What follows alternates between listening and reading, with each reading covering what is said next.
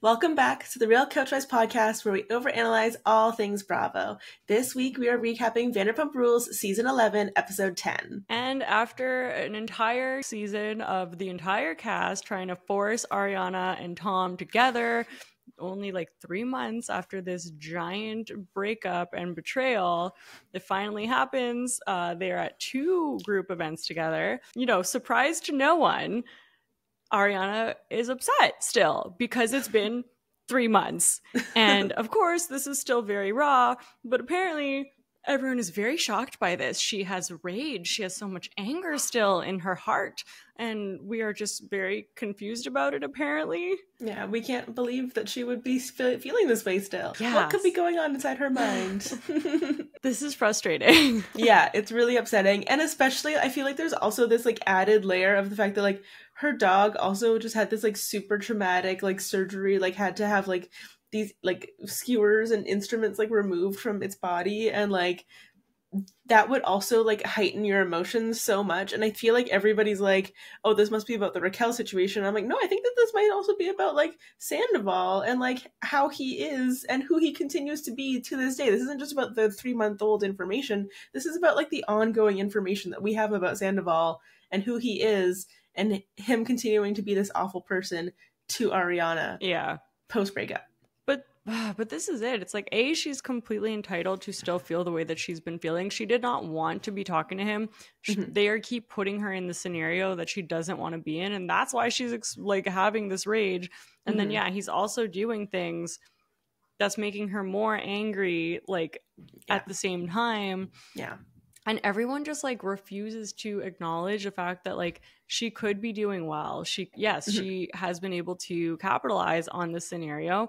But also she said in the after show, it's like she was given one thing and then that led to another and led to another, because she's also proven herself in these things, right? Like she killed it on Dancing with the Stars. That led to her going on to Broadway. But just because she's putting on a happy face, like, doesn't mean that internally she is not incredibly shaken and upset. And like this anger is a reflection of that. And it's like you guys have been wanting to have these feelings, like now they're there, and you're like, oh my god, like this is so unhealthy. Yeah, and you're right. There is really very much this like mentality of she's been able to make lemonade out of lemons, so she shouldn't. I feel like she made lemonade out of like dog poo. She took like little seeds and she like grew an entire tree, and then from that tree she like harvested lemons and made lemonade. Like she's done incredible things. And the first couple weeks after Sandoval broke, like she had a movie that she got starred in, which was like in like a Lifetime movie or something. She got like an ad campaign or something with Bloomingdale's. Like these were really tiny, like small things that definitely immediately could have gone away after her 15 minutes were up. But she has turned those like little tiny seedlings of something into this incredible run, and literally all the way to her like starring on Broadway and being the next host for Love Island. Like, well, and so she's not allowed to be upset anymore about anything because nothing wrong has happened otherwise. Yeah, and everyone's like, oh, she's moved on. And it's funny because like the whole time they've been like, she's already moved on. Like Scheana's like, oh, she's moved on, she's grieved. Like, I haven't grieved yet. Yeah, exactly. And it's like, but then she's now become a rich woman. But now they're like, she's still so angry. Like, why is she not moved on? Like, why are you still stewing in this anger? So it's like, okay, which one is it? Like, we're just moving the goalposts. They are. It is. That's just it. She cannot win. She literally cannot win. Like, she is winning in any other situation, and the jealousy that they have of the fact that she is winning or whatever she's doing, she's like thriving, is like what confuses them too, because they're like, that you could never be an unhappy person, you could never be a person that has issues or has trauma or has things that you're dealing with if you're attaining this amazing level of success in your career. Those two things in their mind can't exist. No. And it's another thing that's crazy too is like, so I just started rewatching season 6 really randomly because it was on the plane. Like they just had a couple episodes when I had to go somewhere. And what a good season.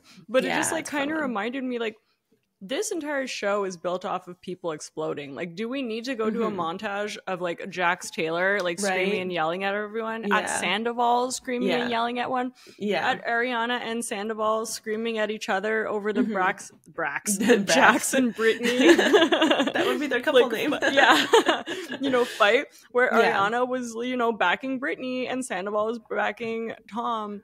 But it's just like, because in this Jax, jeez, sorry, too many people, too many men to defy. In this scenario, she's the only one that's more heightened. Then everyone's like, "Oh my gosh, like what is happening? Why are you so mad? Like that's not." And then some of them are like, "We don't want that for her. Like it's unhealthy for her. Like we think she should, let go of this anger." And it's like, well, she's trying to. Yeah. But you keep putting the anger in her face. Yeah, exactly. And it's also just like, okay, I can kind of understand why they say like, oh, she shouldn't be holding this anger onto her. But I also feel like that's just an excuse, right? They've all kind of like globbed onto, oh, we can say that our out is we're allowed to kind of behave this way because we're upset for her that she's holding on to anger for herself. And they do that at Katie as well, right? They're like, oh, Katie, you're holding on to anger. There's nothing that's happening that could possibly be causing you to be feeling anger. It's that you're holding on to anger and you're poisoning yourself. And that's our out to be able to like, explain away any situation where maybe we're actually the ones in the wrong. Like, you're just angry people. Yeah, no, totally. People. And then I also think that they just should have picked up filming later. Like, I don't think it was beneficial to do it this soon. Like, what else did you expect to come out of Ariana at this point? Like, I do wonder if we had picked it up now, if it would be a little bit different. And it also is why it feels so disingenuous. And we've talked about this before. Like, there's been other times in these in this series where like I feel like they've let things play out so long. Like Stassi and Kristen were on the outs for a really long time. Like I don't understand why this is the season that they're just like, no, you're all going to be friends and you need to just like get over it and be in group outings together. Like, why was this the way forward? And that's why it's feeling kind of like forced. Yeah, well, and like two directions I kind of want to go with that. Like the first one I'll choose is when they do finally get them together, like in the moment when they have the beach day, and I know that we're like jumping ahead in this recap, but when they have the beach day and Brock like brings up Raquel's name, and you're like, okay, guys, you literally got to the point where they were at least both present at this beach day. You didn't need to bring up Raquel. This was already going to have enough like content happening at it. You didn't need to also bring up Raquel and literally make the entire situation explode. Like, Brock is doing too much this episode. Oh my God, yeah. I know. I'm back to hating him, so that's good. I know. This was the turning point. Yeah, it really was. And I don't remember what my other point was now. but that was one of them. With that, let's kind of jump into the beginning of this episode. There is one really small scene at the beginning where like Lala, Katie, and Allie are working out, and then this is really just for Lala to invite them to the water tasting and saying everyone's invited, including Tom. And then we just go to the next scene. We like don't even. That's it. We don't even wait for the response. Obviously, everybody's gonna be there, so don't even bother to respond. And then we go on to a scene with Anne over at Ariana and Tom's. And then this is kind of played out throughout the episode. Essentially, Tom is upstairs working out.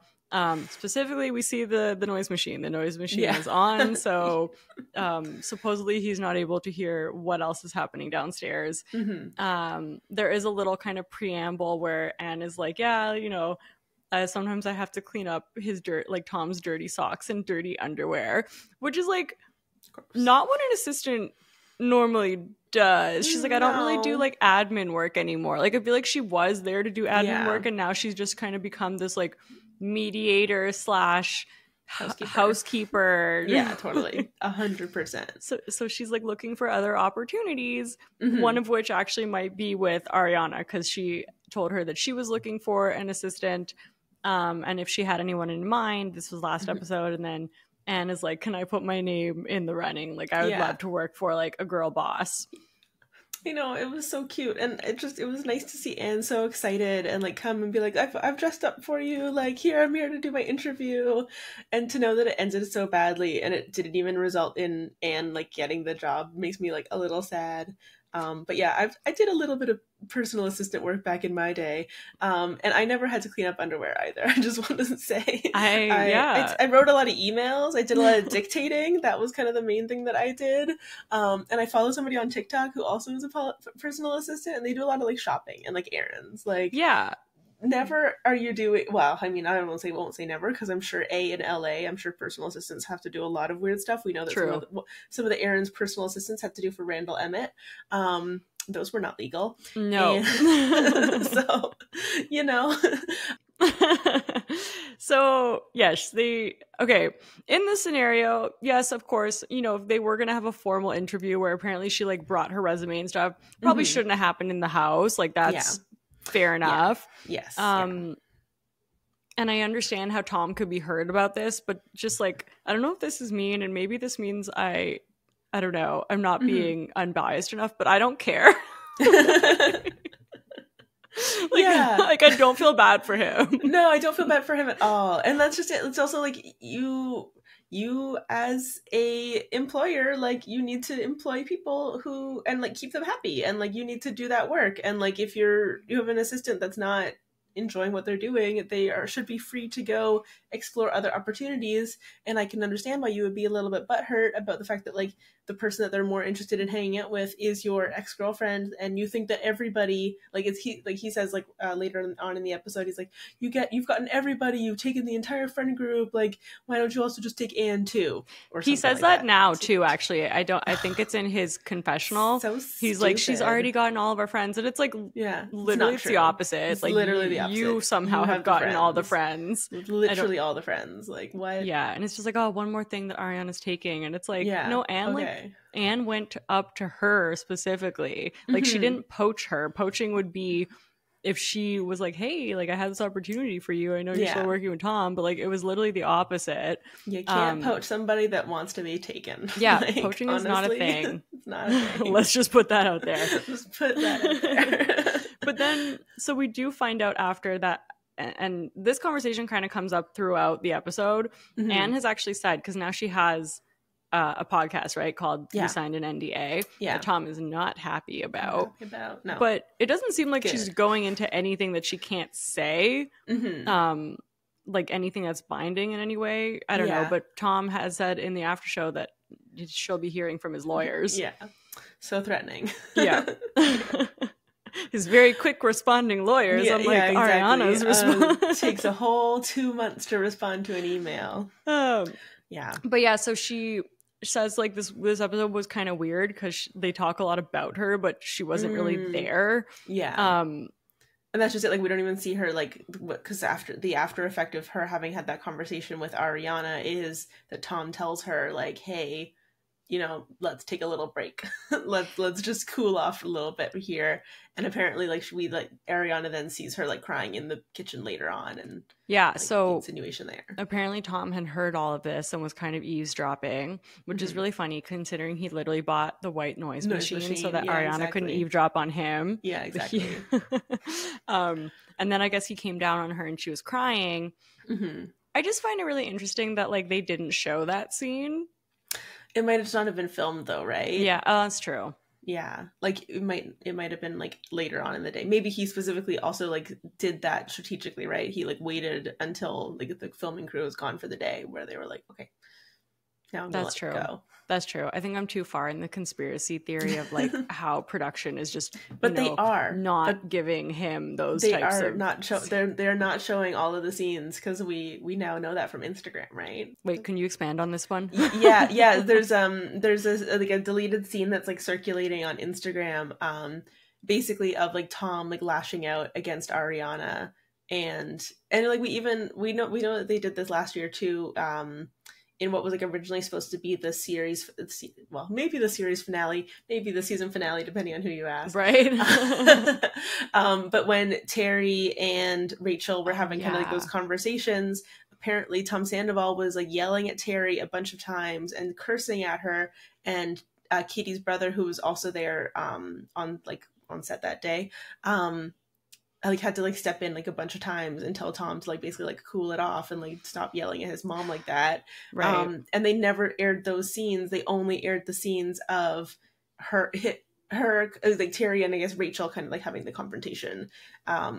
So interesting that Tom Sandoval got a good at it then, and now he's getting a good at it. Well, he's getting a relatively good at it now. Like, yeah. I not mean, the best at it, but still a more preferable edit, I would say, than Ariana. They're giving him all the chances that they can to have this play out in his favor, and he just like they're throwing him like the easiest softballs, like lobs, and they're just like he just still misses it. With this. Someone brought up like, oh, it's very interesting that he's one of the only ones who hasn't been on Watch What Happens Live, probably because they know that they can't put him in that type of setting because they have no idea what's going to come out of his mouth. No, and I think it's so funny because I feel like each week when Andy does those like work the polls on Watch What Happens Live, each week they'll like put at least one question in there where they're like, okay, let's see how the audience is now feeling about Tom Sandoval. Like, is it any better? They're hoping like this is going to be the week for Tom Sandoval. We're going to win it back the favor for Tom Sandoval, and it still hasn't happened. And I think the most recent one I saw was like a 70-30 against Tom Sandoval, so 70% of the audience is still anti-Tom Sandoval. It's not like that cut and dry, right? Like it's a question about like something else, but it's basically like a try as they may, even like, you know, with having Lala be the narrator apparently, which we'll talk about a little bit later. Lala said apparently Andy said that he thought this was her best season, and it was like, are you blind? Like, what show are you watching? I mean, I guess it's not her worst season. I don't know. I've seen people really be like diehard Lala fans, and I feel like this season more than others, they're being like, oh, we can't defend what's happening anymore. Oh, damn. That's pretty crazy. Yeah. Anyways, we'll get into that. So then there's okay, this scene is so short, but the reason I want to bring it up is like Schwartz goes over to Scheana and Brock's, and he like brings Summer Moon a gift. And he brings another plant. Yeah, because he's in his plant era. He's in his plant era, like crazy plant person era. And then like he just makes a comment in his confessional that his biological clock is ticking.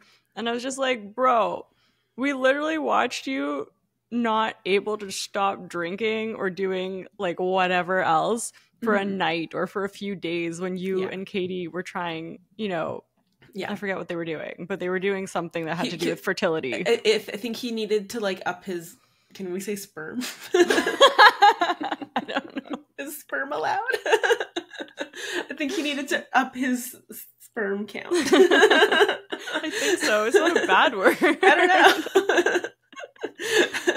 Sounds weird to say it on the internet. It's true. But yeah, I'm pretty sure that that's what he was supposed to be doing, and so like, and he just like couldn't even do that for like Katie, and like they were trying for years, and like it was one of those things where like they talked about it technically when they made their like little guest appearances on Summer House, like it was something that was like well and truly like an attempt, and it just never materialized. Obviously, you know, probably for the best that it didn't, and maybe it wasn't working because it wasn't supposed to work. But even like with Tom Sandoval last season, right? And I feel like there were like a couple times when Ariana was talking about her children in this episode, and he was like, her children, like as if it was like so crazy that she like considered her like dogs and her animals to be her children. My dog is 100% my child, and I will fight you. literally. Like if you tried to murder my dog, I would consider you to be a murderer. I would actually want you in jail. Oh yeah. You might not live. I'm sorry. So yeah, I just wanted to flag that one little scene. I think it's good to flag it. I think it's a good one to flag. So then we have Ariana over at Katie's, and then this is actually where we had heard kind of like the aftermath of what had happened to Anne and that she was crying and all of that.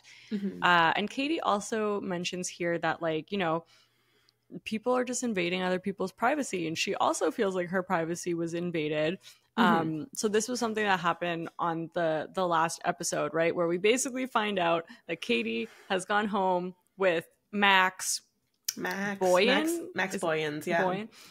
who used to be like the manager at Tom Tom, and he was part of kind of like the cast that got fired after season 8. And he has hooked up with quite a few people in the cast. Yeah. And apparently is Tom Schwartz's best friend. Allegedly. I didn't know. And this is the first time that we've ever heard about this best friendship. Yeah, I don't know how legitimate that best friendship is. I could see them being buddies.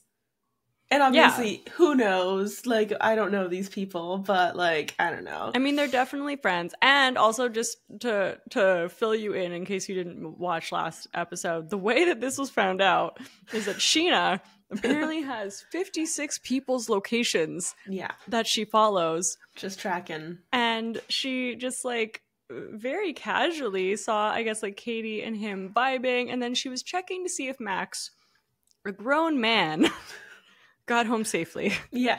Because she was very worried. Oh. And when she went to check if he got home safely, instead of texting him, she saw that his location was at Katie's. Yeah. And then she checked the next morning because she was like, did he get home safe from Katie's? I have to know. Gotta check. Gotta find out. And he was still there. Crazy. And then Wild. And then Brock brought this up because Brock is trying to solidify his spot on the show or something. Doesn't want to lose this opportunity to get a paycheck next year, so he's got to do everything he can this year. And he called her out in public in front of everyone, including in front of Tom Schwartz. Yeah. So, they just kind of talk about that again. I feel bad for Katie. It's obviously an awkward situation. I feel bad for Max because he's not even on the show and he's getting his dirty laundry aired. I do think it's interesting that so many women of Vanderpump Rules have hooked up with this fellow because I don't know. I don't see the attraction. I don't see the appeal. This is now 4 that we know of, right? Yeah, and he's just been like really mean on the show. Like, what we've seen on him on the show was not fun. No, he was awful. He was awful to Scheana. He was awful to Dana. And Scheana bought him an Apple Watch. Scheana bought him an Apple Watch. And he was still awful to her. Yeah. But Dana, oh my god, the best thing that happened in that season, I think was season 8, is when Dana goes to break up with him. I don't know if you remember this, but he left like a necklace or something at her house, and she like goes and like dunks it in the toilet, and then like takes the cat litter.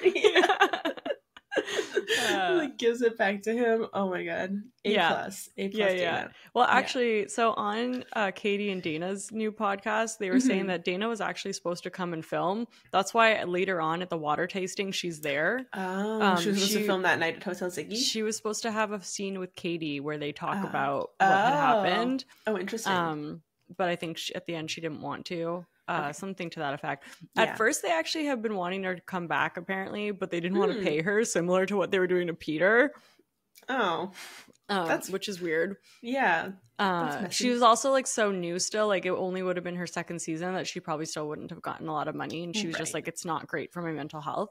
Yeah, that's very fair. But basically Katie was saying that she felt bad about this and she was in a bad place, but she more felt bad not for Schwartz, like she's like, Schwartz, and she says it a little bit later on too, she's like, you had no respect for us our entire relationship, you had no respect for us when you hooked up with Raquel like after 3 months. But she did more feel bad because she doesn't want to hook up with someone that her friend is hooked up with or like had feelings for. But Dana's like, no, we're like totally over that. That's good. I'm glad to know that they're like at least in a good place and they're able to be adults about it. That's it. And then the other thing that kind of comes back up here too is they're talking about Lala and kind of referencing a scene that we saw last episode, but we weren't able to recap it. So I kind of wanted to bring it up because it made me so angry. Okay. And it's just like the lengths at which Lala is now going to see Tom's side. And that's pretty much what they say. They're like, for some reason Lala's on this kind of like going out of her way to like understand him. When it's like she has never liked this man like in so long. And it was a scene when she went over to his house last episode and she's like, I know what it's like to have someone hold you hostage to your past version of yourself. Like, do you mean Tom Sandoval holding you hostage to your past version of yourself? No, I think she was like... But that's an example of somebody who held you hostage to a past version of yourself. That's true. Only a couple episodes ago. Like, that's what he was doing to you. That's so true. It's so true. Like, and she's saying this as if this is what Ariana's doing to him. And it's like, no, she's holding him accountable to something he did 3 months ago. And is actively doing now. Like That, like, what? And the way that she just keeps trying to put her situation onto theirs is making her feel sympathetic to someone who is not a sympathetic person right now and like has no reason. And I feel like she's almost taking her anger towards like Randall and like putting it onto Ariana, which is really rich because she keeps saying that Ariana is like holding on to all this past anger and needs to let it go. And it's like, hello. Yeah. Well, I'm sure you clocked it the moment in this was it in the after show or was it in the actual episode where she was like, even when I have to have conversations with Randall, like we have to have productive conversations because we have a child together. And it's like, oh, I'm sure you guys have productive conversations. I'm sure you have productive conversations. I'm sure that there's like, and also like there's at least been a little bit more time that has passed between you and Randall than Tom and Ariana. Like you and Randall have been like when did they break up? Like 2021, 2020, sometime during that time. Like it's been a few years now. And it's also just like, why does her process have to be your process? And I can't with Lala. I can't. Okay, and then we get to one of the bigger events, which is the water tasting, which apparently is a thing, and there is somewhere in the world $1,000 bottle of water. Yeah, only one of them in America, though. And then Katie's like, and they were like drinking water. It. So crazy. But it might have had dinosaur pee in it or something. So worth the price. Pretty justifiable price tag on that one. It's very interesting. I don't really understand. Bad. Also, Schwartz looked like a retired Christmas elf. That's exactly what it was, actually. So basically, like, I feel like the water tasting happens. Yeah, it's not much to say. Not a lot going on. It's like 2 minutes long, and then they're like, let's go get some wine. Yeah. Let's order some pizzas. Yeah, so when they order pizza, basically, like, all this is happening. Tom goes out, like, the pizza guy missed the house. I don't know. Tom goes out to he does I'll the find most. the pizza. He's like, let me get the ranch. Oh, hey, wait up, dude. Hey, guy, wait a minute. Not the ranch. If Stassi was here, she'd be very upset. Yeah, Stassi wouldn't let that happen. We need the ranch. And then Ariana's just like, oh my god, he's doing too much. And then he hears her say but he like legitimately was doing too much. Like it was so comical. Like, his whole performance this season is too much. It kills me. But anyways, and he's saying how the deck is stacked against him because Ariana's putting pressure on everyone to choose a side. And it's like, bro, you stacked the deck, first of all. Like, your actions stacked the deck. Yeah. B, for some reason, they are not stacked against you, although we really wished that they would be. That was really annoying. That was, I think, in his confessional. And then another thing, then, like, the boys are outside, and they're talking about how Tom, I guess, like, was on a date with this 25-year-old who is Billy Lee's friend. This girl looked like, I'm sorry, I look really young, so I can't say this, but she looks like she's 12 in comparison. Yeah. And, like, honestly, like, I understand that it wasn't Ariana's place to, like, warn this girl about Tom Sandoval or, like, make any kind of comment or whatever. But at the same time, it's, like, that is what you should be telling a 25-year-old. You should be telling a 25-year-old, don't date a 41-year-old. Like, well, and a 41-year-old who cheats on you. Like, yeah. And then Brock's like, oh, well, T, like, if you don't want T to be attacked by Ariana, then, you know, you have to have a productive conversation. And it's like, first, she did not attack her. She literally was like, don't waste your time. Yeah. Like, and then B, why does everyone keep saying they have to have a productive conversation? Yeah. They don't. No. And then that's what we get to later on when they try to force that to happen. So it's just like, everyone needs to just stop making fetch happen. Literally, though. Literally. Yeah, I know. I really hated Brock's choice of words there. Like, I do think that, like, attack, like, any of, like, there's all this, like, you know, subliminal messaging or that these people are having against Ariana, and they're very specifically choosing how they're saying these words or how they're framing her, as opposed to, like, Tom Sandoval. And I just, it drives me crazy. It makes me, like, oh my god, that's such a good point. Like, to her, they're like, attack, rage, like, anger, just, like, fire. And to him, they're like, he has his tail between his legs. He's a lost puppy. Yeah. He's a battered wife.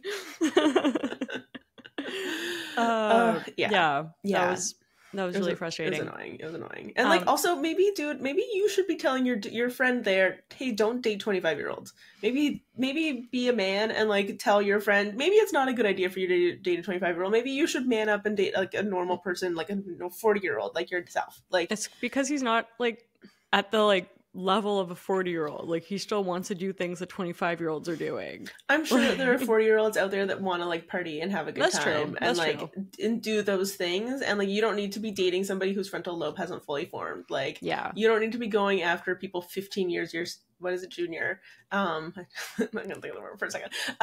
Like you don't need to do that. And like I think it's disgusting that there's just like this culture where that's like totally fine. And I get it, they live in LA, that's how it is. Like it's super normalized, but it's gross and I hate it. Yeah, no, I totally agree. It is. I don't understand. So then we have this really interesting scene between Schwartz and Katie outside where they're like basically talking about the Max hookup. And Schwartz is just like, oh, is there anything you want to talk about? And he has this like little Schwartz. He has this little smirk. Schwartzy. And then he's like calling her a dirty dog. It's just like, oh my God, it's so like this is. Sometimes I forget that these people were married because of these interactions. It's hard to believe it, isn't it? Like they're so awkward with one another. And and he just keeps trying to be like, yeah, bro, like, and it's just like, that was your ex-wife. And Kate, and I love Katie's like, you know, I just tried putting on, you know, my Schwartz pants and walking a mile in them. She literally like mimes it. And this is where we get the "you effed my best friend" that we saw in the trailer that we were like, wait, what? Are we talking about Sandoval? Yeah. Luckily it was Max. It was Max. Now we know. Yeah, that's a good catch, actually. I didn't clock that, but that's a really good point. I just can't. I understand why people are going to be upset with Katie and think that it is hypocritical, and I don't think it's not that it's not hypocritical. It's just that it's also like she told you the rules or the confines of like how she wanted to behave, and you basically threw those in the trash last year. So you now have no leg to stand on when something like this happens. Like you can't be like upset, you can't make silly jokes, you can't be outraged, you can't do any of the things because you threw it out in the first place. You don't care about this relationship. Well, right? That's it. So like the rules obviously are not the same anymore.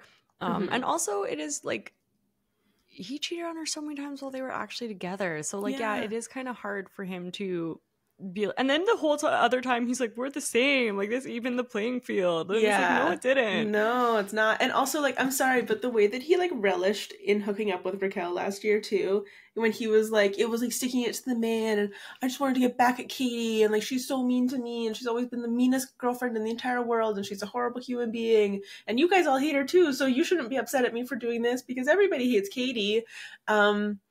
And there was like such vitriol behind what Schwartz decided to do, especially because Schwartz also hooked up with Raquel, knowing that she was already hooking up with Sandoval anyways. And it was completely fake. It was this totally disgusting plot line between the three of them. It's so true. And this was like something Katie did, and like I think it was, if it was up to her, like it would not have come out on the show. Like obviously. So yeah, Schwartz is just going to be like, this is hypocritical. You know, we had the agreement was flimsy. And then Katie was like, yeah, but that's the problem, is everything that has to do with my feelings you say is flimsy. That was good. Get him, Katie. And then Schwartz is like, let's go to dinner or something. And she's literally like, I don't want to. No. I love her. I wish that I was the type of person that could just say no if I don't want to do something and didn't have to make up a reason why. I know. I love it. And then they both just kind of roast each other and their clothing choices. That I thought was kind of fun. I did enjoy that, actually. I thought that was really good. Little bitty banter. Yeah. Did you see the meme online that's like they're giving Jessica Day from New Girl, like her divorced parents when they come over for Thanksgiving? I haven't seen that. You haven't seen New Girl? No. Oh, it's so fun. I have heard good things. I've heard really good things. Okay, well, for those of you who have. Okay, so I think that's kind of like that section. Yeah. Then Brock, again, is like, what's happening with Anne? And this is where we get Ariana saying the attempted dog murderer was eavesdropping. And then as Sandoval's literally like walking by like, who, me? So then, and he's like, am I the attempted dog murderer? So then we get more background to the scenario where Ariana had food in her room, but she had closed the door and thinking that would remain closed. She made sure that the dog couldn't get it because she was out in the door. The door was closed. I'm not cohesive. The dog was in the dog was in the main part of the house. Ariana's room was closed. And yeah, the exactly. Closed room is where the dog food, the leftover chicken skewers were. So for some reason, Tom went into her room and let Maya in the room, and then locked Maya in the room for like hours. Yeah. So Maya ate the food. She had like chicken skewers, and she got really, really sick. And the only reason they know that she got sick is because I think Anne went and saw her. And then they had to rush her to the emergency room, and it was $6,000 to like remove and to operate. Yeah. I get really, really triggered about this because like I have had my dog have to have like a life-saving surgery, and it was literally one of the hardest things of my life. So like I understand her rage and anger in this moment. 100%. I'm the exact same way. And I know that there are people out there that really don't get it because they're just not really dog people, or they're not really like animal people, or like whatever it is. And a lot of people do. They're like, oh, well, it's a dog. It's not your child. But like, it's like, no, so like, mad. This is like, and the boys are like child. In the after show, like, well, the dog's fine, right? So like, it doesn't matter. And it's like, no, exactly. like specifically Jax. Thank God the dog is fine. Yourself, Jax. Like, leave us alone. We don't try to make Jax happen. Like, thank God the dog is fine, but it's not besides the point, because they also went through an incredible amount of trauma, and it cost an incredible amount of money, and like that stays with you. And also like the thing is, it's also like what had happened. Like the dog got into the food, but like it's like one of those things where it's like it could have gone so much worse, right? Like they're very lucky that it didn't go worse, but it definitely very much could be this thing where like Maya wouldn't be with us today because that's it. It's just like you just don't know like what it's gonna do to your system and like everything. Like they're very lucky that like Anne was able to find her and like that it got solved and that it was fixed, but like we just don't know otherwise what could have happened. Like, and it's also everyone's like, oh, well, like he did do it with malicious intent. It's like, well, first off, if he did it with malicious intent, then he would literally be beyond garbage. Like he would be like, I don't know how we could have a lower view, but it would be negative 1,000. And it's like, yes, of course mistakes happen, but like when you know that your dog gets into things, like you need to be aware of those types of things. And it sounds like he is aware because he talks he talked in the last episode, he talked in this episode, and he talked in the after show about how much other random stuff that Maya has eaten. And when you become a dog parent or any kind of animal parent or even a person parent, I'm sure if you have a baby and that baby puts everything in its mouth, you become hyper aware of literally everything that animal could get its hands on. And you care about those things. You're always censoring that and like making sure that they can't access it.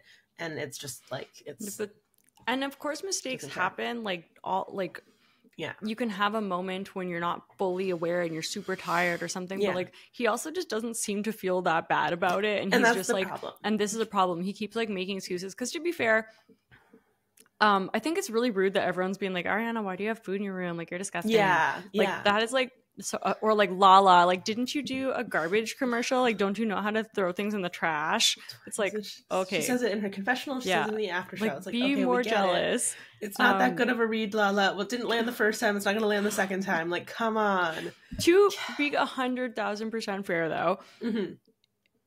If you know that your dog gets into everything, even if you don't think the dog will come in your room, you probably shouldn't have that there. Like, you can, I think that is fair. Like, but I will say, like, in Ariana and Tom's case, like, they don't live a normal life in like this area, right? Like Ariana's probably eating most of her meals in her room by herself, right? Like her little room is probably like her main zone. So she probably like, I think she has like a little coffee machine up there. She has like a little fridge up there. Like she's fully like living as much as humanly possible in that space. So that's probably also why there are like takeout containers and things that is still in that space that probably shouldn't be. Yeah, for sure. But like, the door was closed. He never should have gone into the room. This like flimsy excuse of, oh, the AC wasn't working and I needed to go into her room. Like what are you even talking about? Also just like locking a dog in a room for multiple hours, and also like not like, if he at least would have told her that he was doing that, then she would have been like, I have food there. don't do that. Yeah. Or also just don't do that. That's not nice. He could have told Anne, oh, hey, there's something weird going on with the AC. And Anne could have texted her Ariana and be like, hey, we need to go into your room. Like, there's something up with the AC. And like, there could have been communication happening there that clearly wasn't happening because he feels so entitled to every part of that house because he won't leave that house, even though he should have been the one to leave that house. He should have left immediately after this Sandoval thing broke. But he is just entitled to everything under the sun, including like access to her room, even though that's like the one like space that he's not allowed to go to in that house. And then later too, he's also like, oh, like maybe me or Anne didn't close the door. Like maybe it was Anne. Maybe it was but it's Anne. Maybe Anne did it. Anne. Probably Anne didn't close the door. Anne fed Maya those skewers. Anne was like, here, have a skewer, Maya. Force them down her throat. Also, like, the way that he's joking about all the things that Maya ate later, like, as if it's funny. Like, oh, she ate paintballs and she ate, like, 400 laxatives. Yeah. That's not normal. Like, also, whatever. I don't need to know what you're buying. It's just too much. Too much information. But so in this exchange, Ariana's really angry and she's like, why are you talking to me? Like, you know, you ruined my life. You tried to kill my dog. Like, just, you know, she's angry. Yeah. Which makes sense. And then everyone's just like, you just cut to everyone's shocked face, like, oh my God, why is she being so angry? Like, why is she so full of rage? And it's just like, yeah, I know. What do we expect? What do we expect? And like, I think we already talked about this before, but it's like, this literally just happened, right? Like this incident with the dog literally just happened. That's why she's full of rage. Like there's new rage that is coming out of her because of this moment. Like it's not like she's holding on to 3-month-old rage or year-old rage or anything like that. Like this is fresh. This is like very fresh, very upsetting. Like, you know, she's already talked about how she like, and I know that like Lala doesn't believe that she was in like a bad financial situation, but dropping $6,000 is no small penny to like spend on your dog's like surgery bills or veterinary bills. So, you know, she's already like trying to like set herself up for success and finally be able to get out of that apartment. And then she has this like mysterious $6,000 that she didn't know she was going to have to spend. And here she comes. And yeah, it's just a lot. It's like, it's compounded. It's the first time she's really seeing him. Oh, and actually what set her off is when, so they're talking about the dog thing, and then Tom takes the opportunity to be like, you didn't respond back to my email, like my lawyer's email about the house. And then he says, put your big girl panties on and respond to an email. I know, and then disgusting. This is where we get from the trailer, my lawyer will be dealing with you. Yeah. And then she just goes into, like, why are you talking to me? Get the F away from me. Never look at me in the eyes again, you piece of... I loved it. Honestly, bravo, Ariana, incredible. And I just love his look of fear. Yeah. And then basically Tom leaves. Yeah. And then like Brock's like, I'm so sorry, man. Like, I'm so sorry you have to leave. Oh, I'm so sorry it came down to this. It's like, oh yeah, it's so bad. So it must be so hard to be Sandoval right now. So then Tom leaves, and then Schwartz comes in, and then Ariana's like, I'm angry at you by association. And then Schwartz leaves too. Good. Get out of there. And then you have Schwartz on the phone with Tom, and Tom Sandoval's like, see, like, do you see the rage that comes out of her? This is what I dealt with our entire relationship. And it's like, I really feel like that's not true. Like, there's so many reasons that she has this type of rage. Yeah, I know, it's so annoying. And it's like, the thing is, like, roll the tapes, Sandoval. We know, we've seen all of these seasons. We know what she was actually like to you, your entire relationship. Yes, we haven't seen every single moment. Yes, there might have been a lot that you guys were hiding behind the cameras, but we have also seen a huge amount of support from Ariana towards you. And like her, like, even just like last year, like I was thinking back to like her having that conversation with Raquel, like at SIR, where Raquel was like, oh, well, you guys like aren't really sleeping together, and like, is everything okay? Like, how are you guys doing? And she's like, no, I love him like so much. And that's what she was saying, right? She's like, I love him so much. I'm crazy about him. Like, I'm so in love with him. And like, Ariana still very much was feeling all of those feelings for Tom. And he just threw her away. And he didn't want her anymore. He was like, I don't want to play with you anymore. And now he's just like, oh, she was always mean and she talked down to me. She's so rageful. So then Lala's like, you need to have a productive conversation. And again, it's just like, no, she doesn't. Like, no, why? Really like, everyone. Really anyways. So then there's just like a really quick scene after Brock and Scheana at their place. And Brock is like, you know, like basically just blaming Ariana. He's like, what I saw was not okay. Like if she gets triggered, then that's on her to figure out. Basically, you need to learn to control your emotion. And again, like literally what you just said, roll the tapes of everyone being unable to control their emotions. Literally. I do appreciate that Scheana did push back on him here. And Yes. she was like defending Ariana. And she's like, okay, like, do you want me to explain it to you? Or like, are you going to keep interrupting me? Like there's tensions happening. There is. I think, and even I feel like in the after show this week, Scheana was really defending Ariana a little bit more than she has in past weeks. So yeah, interesting to see how that plays out. I did appreciate that. And finally she was like, it doesn't matter. It doesn't matter what, you know, if he needs to stop talking. He needs to stop talking about the bills. He needs to stop talking about things that she might have done. Even if she did do it, it doesn't matter. You did this. Yeah. You have not given her a chance to stop being angry at you. You keep making her more angry. And you were like, finally, Scheana, thank you. Yes, that is exactly what is happening. We appreciate that. So then we have beach day. I do really like the preamble of beach day where Ariana and Katie are texting and Ariana's like, are we going to go to the beach day or should we fake our own deaths? I did love that too. Oh, I love their dynamic. Yeah. So then we have again James literally drawing a line in the sand. We have Ariana's side. We have Schwartz's side. This was all just kind of like another craziness, but I don't know. What did you feel about this beach scene? If we had to summarize it. I just don't even know why it needed to happen. Like I feel like they're just trying to make Sandoval happen, and we don't need him to happen. Like we've already had like enough kind of confrontation in this one episode. I don't know if we really needed another confrontation between Sandoval and Ariana, but I guess it happened, so we didn't have much of a choice. I liked the comic relief of her being like, "Oh yeah, I saw his crochet." Like, what was it? Striped sweater. It's like, that's when you know it's beach day for Sandoval. Yeah, exactly. Yeah, so I don't know. And I just feel like it's going to make me more annoyed because we've already like seen a little bit of the hints of like to be continued for next week. And it's just like, this isn't going to get better. This group is not allowed to go on beach days anymore.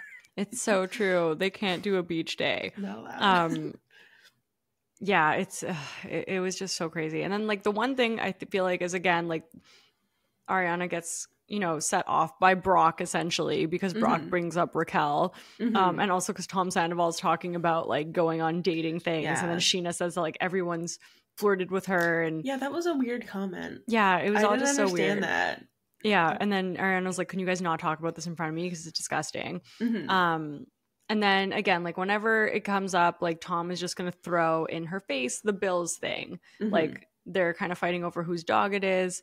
Ariana had paid the adoption fee, so she's like, it's my dog, but it's not because of the payment, it's because it's her dog. She walks the dog, she feeds the dogs, she loves the dogs, like this is the reason. Even James is like in the after show, he's like, you know whose dog it is. And then Sandoval, James is the only man standing up for the women, and literally it's insane. And I never thought I'd see the day. Never saw the day. No, for Katie and Max, for Ariana, like everyone. I know, it's amazing.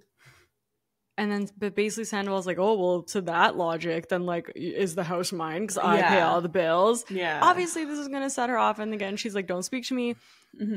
What I did like at the end of this is, like, Ariana's like, this guy ruined my life. Like, yes, I was able to do some good stuff out of it, but, like, why do you guys keep shoving him down my throat? What do you expect? What do you expect is going to happen? And also, she calls out the guy. She's like, why don't you put him in check? He's a misogynist. He is only gonna, you know, believe it if it comes from a man that he respects. Why is no one holding him accountable? And they're all like, oh, we're scared of Sandoval, though we're not allowed to. We all love him. This was another amazing Ariana scene. So I guess that is at least the good news of this episode, is that we've gotten two quite incredible like outbursts from Ariana. I loved to see it, quite frankly.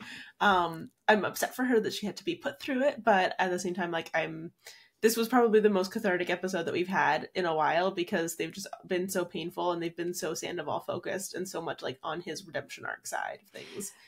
It's true. And you know what's funny though? I was actually really dreading watching this episode because I saw the comments coming out on it before, and it just felt like people were getting really upset at Ariana and just like, you know, of course it could be a little bit shocking to see. I feel like we don't see this type of female rage against like a man Yeah. In this sense, even if you look back at a lot of VPR, it's almost against each other. Yeah, of course there's Stassi, of course there's Stassi and Jax and stuff, but like, but it doesn't, like, she has a reason for it, and to your point, it is cathartic, and it's her standing by the boundaries that she's setting, and like not like cowering to a man, and so yeah, I was kind of like not wanting to watch it because I was just feeling like I was gonna get frustrated, but then I'm like, no, you go, girl.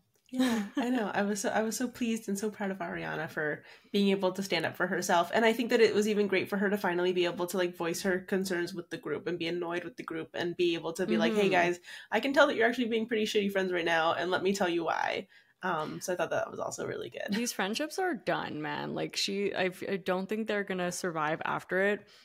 Also, Katie has said like what in one of the podcasts she was on, when they're like, I think it was Nick Viall, and he said something about the group, and she's like, what group? Like, this is not a real group anymore. Jax has also said, apparently, but I don't trust what Jax says, but he said that it's all scripted now, and since season 6 or since season 7 it's been scripted, but the Valley not scripted. That's all real. That's all real. There's nothing happening there. Oh my god, Jax. But it's definitely feeling less authentic, I will say that. Yes. The Valley I do want to talk about too. I don't think we have time today, but we'll definitely do it next time, because like that is wild, and it is way too good than it has the right to be. Okay, I can see that. I mean, I'm definitely like getting used to it. I'm still warming up to it a little bit. I don't know. I almost am at the point where I'd rather watch that than this. Oh, I mean, I can understand that. I definitely watched The Valley before I watched Vanderpump Rules, because I definitely was like, okay, whatever, I'll just like put this on, and I'll like, I won't have to like, I don't have to be as enraged. I don't have to be as upset about it. Like, I can just kind of like watch it and have it wash over me. Or I'll watch Summer House, like, which is sad that I literally. It's so good. It's so good. It's not sad that it's more sad that you're watching a season about an imploding marriage or imploding relationship, and it's still somehow more fun. But it really is. They need to get the kids of Summer House to go hang out with the kids of VPR. Do the like, crossovers that they used to. Exactly. And just like inject a little bit of fun into that group again, because there's not a lot of fun happening in VPR right now. There's not a lot of fun. Zero fun. But yeah, let us know your thoughts. And if you don't feel the same, that's fair. We're open to discussion. Totally, 100%. In fact, we encourage it. But just be nice, please. Yeah. To us. Yeah. Specifically. Amazing.